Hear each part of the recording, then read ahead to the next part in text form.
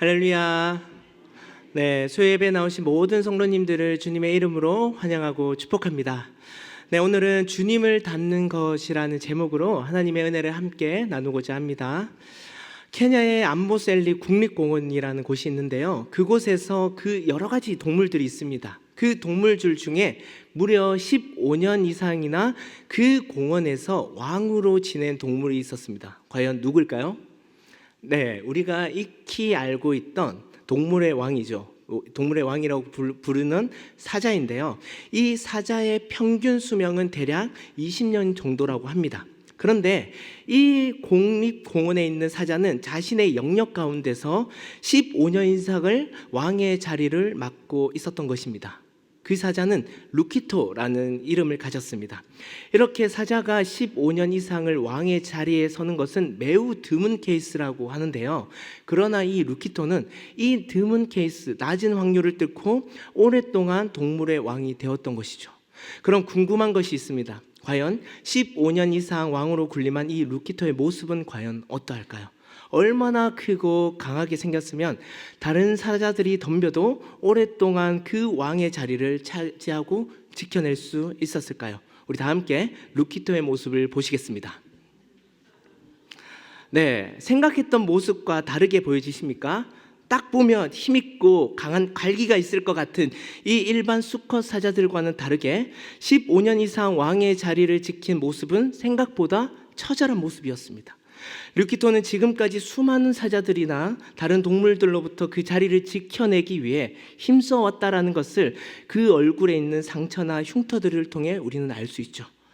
어쩌면 몸이 멀쩡하고 건강한 사자였다면 1, 2년 정도는 가능할 수 있겠지만 10년 이상 아주 오랫동안 왕의 자리를 군림하기엔 불가능할 것이었습니다. 그만큼 10년 이상 정상의 자리를 지켜낸다라는 것은 결코 그냥 얻어낼 수 없다라는 것을 우리는 이 루키토를 통해 알 수 있습니다. 이처럼 무엇이든 정상에 오랫동안 머물고자 한다면 그에 따른 대가가 반드시 따르며 정상에 있기에 생기는 흔적들이 있을 수밖에 없는데요. 어쩌면 이런 흔적들이 정상에 존재하고 있음을 설명하는 표시일지도 모릅니다. 그렇게 우리는 이 정상에 대한 목표만 바라보기보다 이러한 정상으로 향해 나아가는 과정들 가운데 생긴 상처나 흔적들은 있지는 않은지 한번 확인해 보는 것도 때론 중요합니다. 여러분, 우리의 인생에서 최종의 목표는 과연 무엇입니까? 이 질문에 있어서 개혁주의적 신앙을 담고 있는 고백서이죠. 웨스트민스터 소요리 문답 1항은 이렇게 기록하고 있습니다. 사람의 제일 되는 목적은 무엇입니까? 하나님을 영화롭게 하는 것과 영원토록 그를 즐거워하는 것입니다. 여기서 하나님을 영화롭게 한다라는 것은 하나님의 영광을 비추는 것을 의미합니다. 쉽게 표현하자면 사물을 거울에 비추었을 때 실제 사물과 거울에 비친 사물의 모습이 같은 것처럼 사람의 제일 되는 목적은 사람이 무엇을 잘하거나 무엇을 특별하게 꾸며야지만 하나님을 기쁘시게 해드리는 것이 아니라 하나님 그분 자체를 바라보고 내가 하나님의 모습을 보여주는 삶이야말로 하나님을 영화롭게 하는 삶이요 영원토록 그분을 즐겁게 하는 삶이라는 것입니다. 이것이 우리 그리스도인의 제일 되는 목적으로 최종의 목표라고 볼 수 있습니다. 그렇다면 하나님께서는 우리에게 무엇을 요구하시기보다 무엇을 부탁하시는 분위기보다 가장 먼저 하나님을 비추고 그분을 드러내는 삶을 더 원하신다라는 사실을 우리가 알 때 과연 우리는 어떻게 하나님을 영화롭게 하며 어떻게 목표를 향해 나아갈 수 있을까요? 이 질문에 오늘 본문 말씀을 통해 한번 살펴보도록 하겠습니다.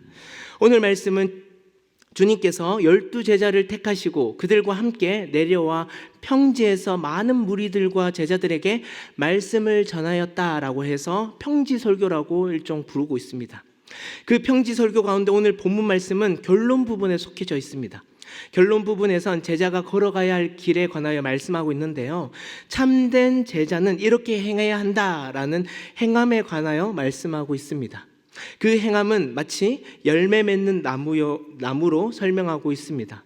비록 열매 맺는 나무를 은유적으로 표현한 것이지만 예수님께서 말씀하신 이 행함은 그 내면의 마치 열매와도 같기에 그들에게 명확한 메시지를 설명하기 위해 이러한 비유로 말씀하셨다라는 것이죠.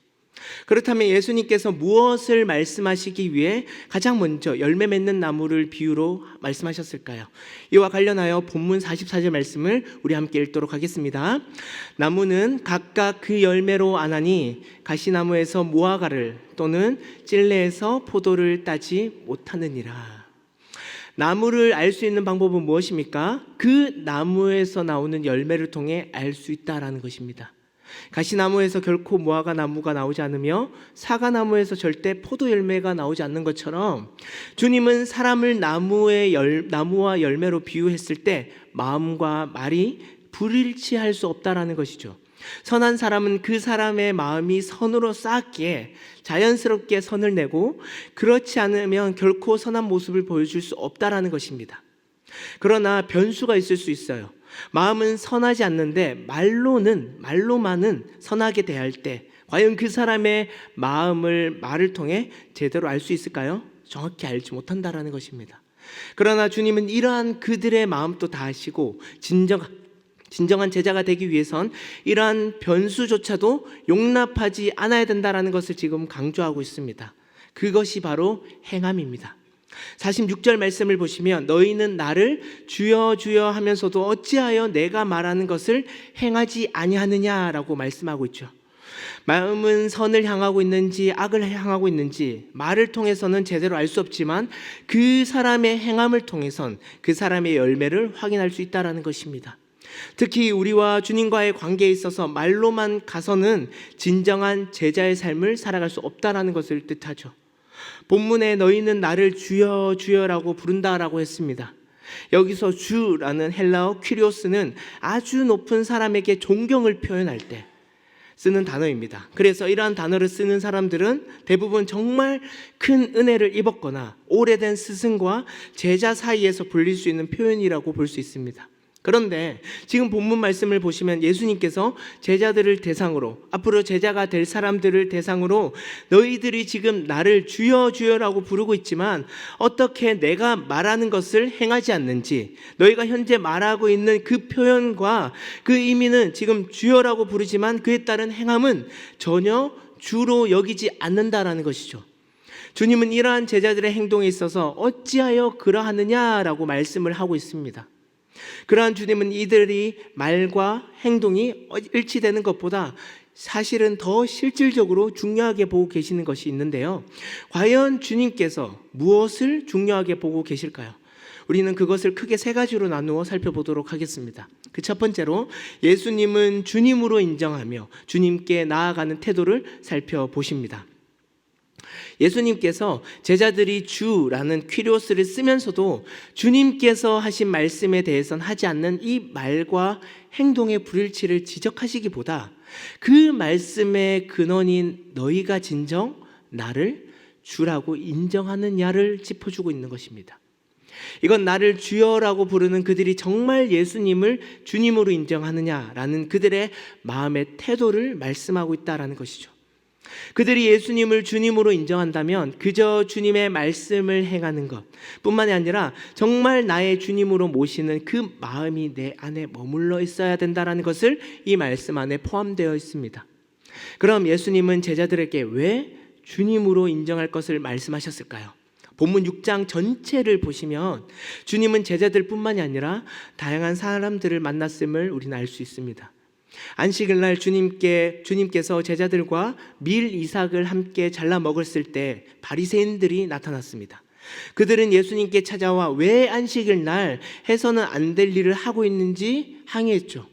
이뿐만이 아니라 바리새인과 서기관들은 주님께서 안식일 날 손 마른 사람을 고치시는 모습을 보고 자신들이 정한 제도로부터 벗어난 이 예수님의 모습을 통하여 어떻게 하면 주님을 고발할까 그들은 준비하고 있던 찰나였습니다.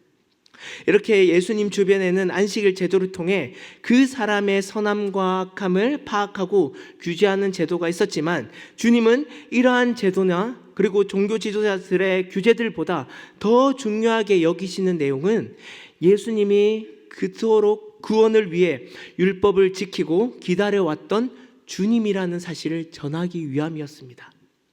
그래서 누가복음 6장 5절 말씀에 주님께서 이렇게 말씀하시죠. 인자는 안식일의 주인이시라고 말씀하고 있는 것입니다.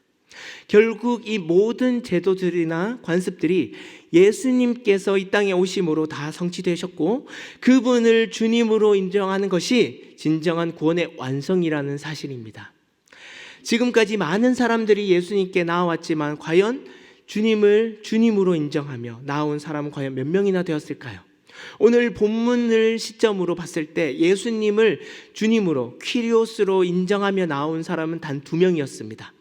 바리새인과 서기관들은 예수님을 어떻게 하면 고발하여 자신의 제도를 유지하며 논의한다면 누가복음 5장에 나오는 베드로와 나병 걸린 사람은 예수님만이 나의 진정한 주이심을 고백하며 나아가는 장면을 우리는 확인할 수 있는데요. 누가복음 5장 8절 말씀에 시몬 베드로가 이를 보고 예수의 무릎 아래에 엎드려 이르되 주여 나를 떠나소서 나는 죄인이로소이다 하니, 그리고 이어서 12절 말씀엔 예수께서 한 동네에 계실 때 온몸에 나병이 들린 사람이 있어 예수를 보고 엎드려 구하여 이르되 주여 원하시면 나를 깨끗하게 하실 수 있나이다 하니, 지금 베드로와 나병 들린 사람이 예수님을 보고 공통적으로 취한 행동이 2가지가 있습니다. 먼저는 주님을 보고 그 자리에 엎드렸습니다. 여기서 상대방을 보고 엎드린다라는 것은 그 사람에 대한 경외심 또는 복종의 표시를 상징하고 의미하는 것이죠. 그리고 주여, 그리고 퀴리오스라는 단어를 사용함으로써 예수님은 나의 주님이십니다. 그분에 대한 전적인 복종과 존경, 경외하는 마음을 지금 말과 행동을 통해 표현하고 있다는 것입니다. 이와 같이 주님은 제자들에게 너희들이 지금 나를 주여 주여라고 부르고 있지만 정말 이 2사람처럼 나를 주로 행동하는 태도를 보여주고 있지 않다라는 것이죠. 그래서 주님은 오늘 말씀을 통해 예수님을 진정한 주로 인정하고 있는지 확인하고 그분을 주님으로 섬겨야 됨을 가르쳐주고 있다라는 말씀입니다. 사랑하는 여러분, 우리 또한 예수님을 주님으로 입으로는 고백하고 있지만 그 고백처럼 주님의 권위 아래에 꿇어 엎드리는 주 되심에 대한 경외심을 가지고 있지는 않는지 생각해 보시길 바랍니다. 주님은 2000년 전 갚을 수 없는 은혜를 우리에게 주시기 위해 이 땅에 오셨고 그 은혜로 우리는 평생을 갚아도 갚을 수 없는 특권을 누리게 되었습니다. 그런 우리가 예수님을 나의 왕, 나의 주로 인정하며 모시는 것은 어쩌면 당연한 삶입니다. 그러나 때론 예수님을 주님으로 부르지만 그렇게 믿는 믿음 생활이 약해지지는 않습니까? 주님을 온전히 믿는다라고 하지만 때에 따라 그리스도를 믿는 자기 자신을 믿을 때, 주님을 믿는다라고 하지만 세상의 관습을 겸하여 믿을 때 주님은 주여 주여라고 하면서도 어찌하여 내가 말하는 것을 행하지 않느냐라고 말씀하고 계십니다. 저와 여러분들은 이러한 주님의 말씀에 다시 한번 우리의 마음과 생각을 재정립하여 정말 예수님을 믿는 그리스도인들이 되시길 바랍니다. 그래서 예수님만이 우리의 주 되시고 그러한 주님께 한평생 나아가시길 간절히 소망합니다. 주님께서 중요하게 보시는 2번째는 예수님을 닮는 것입니다. 오늘 본문 47절에 주님께 나와 그분의 말씀을 듣고 행하는 자마다 어떻게 된다라고 말씀하실까요? 우리 다 함께 47절 하반절만 읽도록 하겠습니다. 누구와 같은 것을 너희에게 보이리라. 네, 여기서 이것을 세번역 성경으로 보자면 어떠한 사람인지를 보여주겠다라고 주님은 말씀하고 있습니다. 주님은 지금 설교의 마무리 단계로서 그들에게 너희는 이러한 사람이 되어야 한다라고 말씀하고 있는데요. 그 사람이 어떠한 사람일까요? 바로 2 종류의 집을 대조하여 말씀하고 있습니다. 어떠한 집은 토대를 반석 위에 놓은 집이고요. 다른 집은 토대를 흙 위에 놓은 집입니다. 이렇게 반석 위에 놓은 집과 흙 위에 놓은 집이 있을 때 겉으로 그냥 보기에는 큰 차이가 없는 것처럼 보이지만 큰 물이 들어와 그 2 집을 들이닥쳤을 때 반석 위에 놓은 집은 멀쩡하지만 흙 위에 놓은 집은 물살에 의하여 바로 파괴가 된다는 것입니다. 2 집이 이렇게 확연한 차이가 나는 이유가 무엇입니까? 그 집을 지을 때 토대를 반석 위에 두느냐 아니냐에 대한 차이였습니다. 이 종류의 집을 사람으로 비유하셨을 때 결국 모든 사람들은 크게 두 종류로 분류할 수 있습니다. 반석이신 예수님께 뿌리를 두는 사람과 그렇지 않는 사람입니다. 주님은 이러한 사람들을 열매 맺는 나무에 비유한 설교를 통해 주님을 인정하며 주님의 말씀과 행위가 함께 가야 하는 사람은 곧 주님께 뿌리를 둔 사람이라는 것을 지금 상기시켜주고 있습니다. 주님의 말씀과 주 되심을 인정하며 그 마음에 예수님에 대해 뿌리를 둘 때 당연히 그 뿌리로 말미암아 그리스도에 관한 열매를 거두게 될 것입니다. 나무는 각각 그 열매를 통해 안다라고 말씀하고 있는데요. 이 말씀처럼 우리의 삶에서 정말 열매 맺기를 원하는 것은 주님을 닮아가는 것입니다. 주님의 성품과 주님의 말씀이 우리의 삶에서 열매가 되어 우리를 통해 그리스도를 알게 되고 그리스도를 비추는 삶이 그리스도인의 제일 되는 목적인 줄 믿습니다. 왜 하나님께서는 저희들에게 다른 것보다 하나님을 영화롭게 하는 것, 주님을 닮는 것에 더 많은 관심을 가질지 한번 생각해 보았습니다. 그렇게 생각할 때 제 아들이 눈에 들어왔습니다. 이제 태어난 지 이제 막 1년이 막 지난 신생아의 모습에서 이제 점점 어린아이의 모습으로 자라가고 있는데요. 그때 그 아이의 모습에서 저를 닮은 점을 제가 찾았을 때 뭐라 말로 설명할 수 없지만 저 개인적으로는 너무 기뻤습니다. 저의 아들이라는 것으로만으로도 너무 좋았지만 그것을 증명하는 것 마냥 저를 닮은 그 모습을 볼 때 그 닮은 것이 너무 기쁘고 즐거웠다라는 것입니다. 사실 그 아들이 저를 닮았다라고 해서 그 닮은 것을 통해 저희 가정에 뭐 경제적인 유익을 주거나 저에게 직접적으로 건강에 도움이 되는 것은 아니지만 저를 닮았다라는 그 자체만으로도 저에게 충분한 기쁨과 만족과 보람을 느낄 수 있었습니다. 그것을 느낄 때 하나님도 우리가 무엇을 해서 기쁘다기보다 내가 예수님을 믿는 그 믿음으로 하나님의 아들이 되었으므로 아들로서 하나님을 비추는 삶, 주님을 닮는 것이 진짜 주님이 기뻐하시는 삶이구나라는 것을 저의 삶을 통해 확실히 그리고 다시 한번 경험하게 되었죠. 그렇습니다. 우리가 반석이신 주님께 뿌리를 두어야 하는 이유는 오늘 말씀처럼 모진 풍파와 어려움 속에서도 견실히 버티는 힘도 있겠지만 정말 중요한 것은 그 뿌리가 예수님께 내려져 주님을 닮아가는 삶을 살 수 있기 때문입니다. 이것이 우리가 이 땅에서 살아가야 하는 이유죠. 우리는 완전하신 주님만을 드러내며 주님을 닮아갈 때 세상 사람들에겐 주님을 소개할 수 있고 하나님의 기쁨이 되게 우리는 이 삶을 결코 포기할 수 없습니다. 더욱 주님을 닮아가기 위해 주님께서 하신 말씀처럼 그 말씀을 듣고 행하는 삶에 적극적으로 순종하시며 더욱더 우리의 삶 영역 속에서 주님께 뿌리를 두고 주님을 더욱더 닮게 힘쓰는 거룩한 인생 되시길 바랍니다. 마지막으로 주님께서 중요하게 여기시는 것은 주님을 닮아가고 있는 것을 세상 가운데 보여주는 것입니다. 좀 전에 우리가 읽었던 본문 47절 하반절에 누구와 같은 것을 너희에게 보이리라 라고 말씀하신 이 내용을 이어서 우리는 예수님께 뿌리를 내리는 사람이 되어야 한다라고 했습니다. 즉 주님을 닮는 삶을 살아야 한다라는 것인데요. 이렇게 주님을 닮는 삶을 나 자신만 알고 있는 것이 아니라 이 세상 가운데 그 삶을 보여주어야 된다라는 것입니다. 이건 나의 의도와 노력으로 보여주는 것이 아니라 주님께서 그들에게 이 세상 가운데 예수님을 닮아가고 있음을 보여주겠다라는 말씀입니다. 본문 47절 말씀을 영어 성경으로 보면 주님이 I will show you라고 주님께서 말씀하시므로 내가 너희들이 어떠한 사람인지를 보여주겠다라는 그 주님의 의지가 담긴 문장이 거기 안에 들어져 있습니다.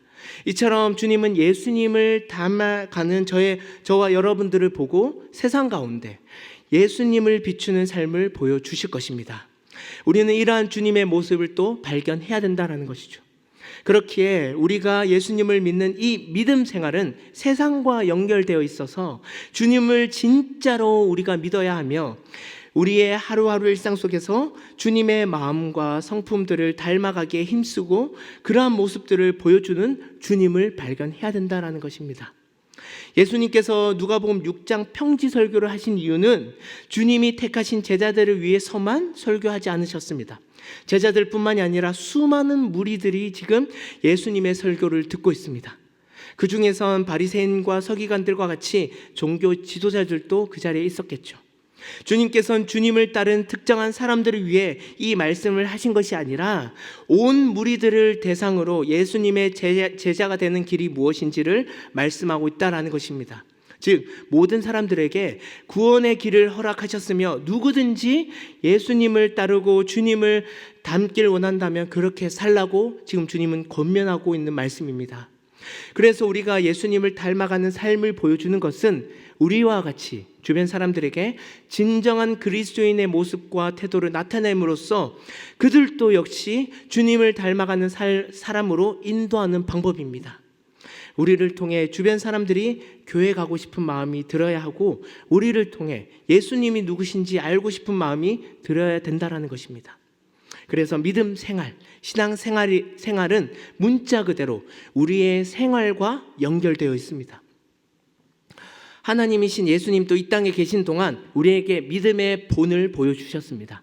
제자들을 선택하실 때에도 가장 먼저 기도하러 산으로 가셨고 수많은 무리들이 예수님께 몰려올 때 주님은 그 주님께서 이 땅에 오신 그 뜻을 잊지 않기 위해 한적한 곳으로 가셔서 하나님께 기도하셨습니다. 그리고 아무도 눈길을 주지 않는 그 나병 환자에게 주님은 가시던 걸음을 멈추시고 그곳에 머물러 서서 그 나병 환자의 소리를 들으시는 이 모습을 통해 그분의 삶은 말씀과 함께 사셨으며 말씀대로 이 땅에서 보여주셨습니다. 사랑하는 여러분, 우리가 예수님을 닮는 것은 한순간 은혜로 받아서 확 달라지지 않는다라는 것을 여러분들은 잘 알고 계실 것입니다.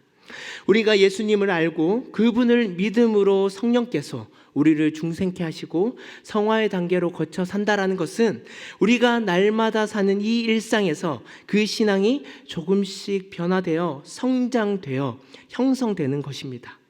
그렇기 때문에 우리는 더욱 예수님을 닮기 위해 노력해야 되고 그로 인해 상처를 받기도 하며 원치 않는 핍박이나 고난, 때로는 무관심 속에 살아야 할 때가 있을 것입니다. 그러나 좌절하거나 절망할 이유가 없습니다. 그리스도인으로 살아가는 이러한 일상 속에서 경험하는 이 모든 기억과 경험과 흔적들이 다 주님을 닮고자 살아온 흔적이기 때문이죠. 사도 바울 역시 복음 전도를 위해 수많은 고난과 어려움 속에 있었지만 그는 끝까지 그리스도와 십자가 복음을 전파하는 것을 자신의 사명으로 품고 살아왔습니다. 관련된 말씀 갈라디아서 6장 14절 말씀을 우리 다 함께 읽도록 하겠습니다. 그러나 내게는 우리 주 예수 그리스도의 십자가 외에 결코 자랑할 것이 없으니 그리스도로 말미암아 세상에 대하여 그러하니라. 네, 그렇게 지금 사도 바울은 우리 주 예수 그리스도와 십자가의 복음만을 자랑하며 그 복음을 전파하는 데 있어서 자신의 삶을 기꺼이 바쳤습니다. 그러자 사도 바울은 또 어떻게 이어서 고백합니까? 17절 말씀입니다. 내가 내 몸에 예수의 흔적을 지니고 있노라. 여러분, 유명한 축구 선수나 발레리나 선수들에게 발은 그들이 얼마나 이 생활에 있어서 자신의 삶과 일상을 바쳤는지 보여주는 귀한 흔적일 것입니다. 유명한 피아니스트나 주방장의 손엔 칼에 베인 흔적이나 굳은 살이 없는 손이 없을 것입니다. 그만큼 그 분야의 전문가들은 내가 얼마나 이것을 갈고 닦았는지를 실력으로도 보여주지만 그들의 몸에 새겨진 흔적을 통해 지금까지 이렇게 지내온 세월들을 보여주고 있습니다. 예수님을 믿는 저와 여러분들도 마찬가지입니다. 나는 얼마나 주님과 그분의 십자가의 복음을 위해 예수의 흔적을 지니고 있습니까? 일상에서 얼마나 예수님을 닮기 위해 그리스도의 흔적을 지니고 계십니까? 우리가 자랑할 것은 오직 우리 주 예수 그리스도의 은혜와 그분을 전하고 닮기 위해 생긴 예수의 흔적일 뿐입니다. 그러한 삶이 우리의 생활 가운데 가득하시길 간절히 축복합니다. 말씀을 마무리하겠습니다. 케냐의 국립공원에서 15년 이상 동물의 왕으로 군림한 이 루키토의 얼굴을 다시 한번 생각해 보시길 바랍니다. 그가 오랜 기간 동안 동물의 왕으로 있을 수 있는 이유는 처절하게 왕의 자리를 지켜온 흔적이 있기 때문이죠. 주님은 우리를 열매 맺는 나무로 비유하셨습니다. 우리가 주님을 퀴리오스라고 부른다면 예수님을 주님으로 인정하며 우리의 삶에서 실제 주님으로 모시는 삶을 살아야 합니다. 뿐만 아니라 예수님께 뿌리를 두어 주님의 성품을 담고 주님의 말씀을 닮아가는 우리의 일상이 될 수 있도록 결단하며 우리는 노력해야 되겠죠. 주님을 닮는 것은 한 번에 이루어지는 것이 아니라 우리의 반복되는 일상 속에서 조금씩 변화되고 성장되어 형성되는 것입니다. 그래서 주님 닮기에 전문가가 되셔서 우리도 역시 사도 바울과 같이 저와 여러분들도 예수의 흔적이 곳곳에 남아있기를 바랍니다. 이것이 우리 인생의 최종의 목표이자 사람의 제일 되는 목적입니다. 바라기는 우리 광영교회가 올해보다 내년도엔 더욱더 주님을 닮아가고 하나님의 기쁨으로 충만히 공급받는 복된 주의 자녀들 되시길 예수님의 이름으로 간절히 축복합니다.